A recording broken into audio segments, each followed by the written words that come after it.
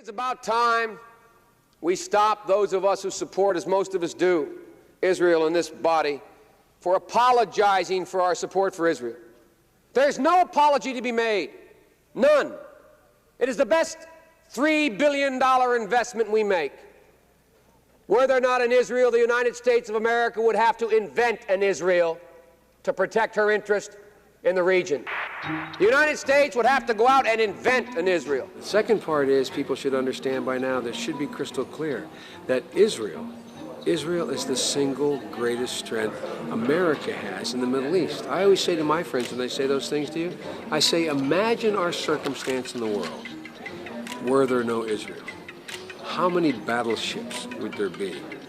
How many troops would be stationed? You know, I used to say, early on when I was a kid, I'd say, when I was a young senator, I'd say, if I were a Jew, I'd be a Zionist. I am a Zionist. You don't have to be a Jew to be a Zionist. Progress occurs in the Middle East when everyone knows there's simply no space between the United States and Israel.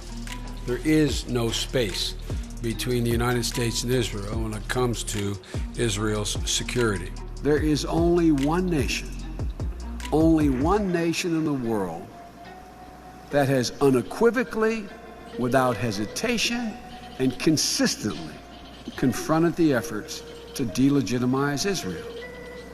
At every point in our administration, at every juncture, we've stood up on behalf of the legitimacy of the state of Israel. The security of Israel and the United States is inextricably tied, and we will never, ever, ever abandon Israel out of our own self-interest. I also emphasize what I've said throughout this conflict.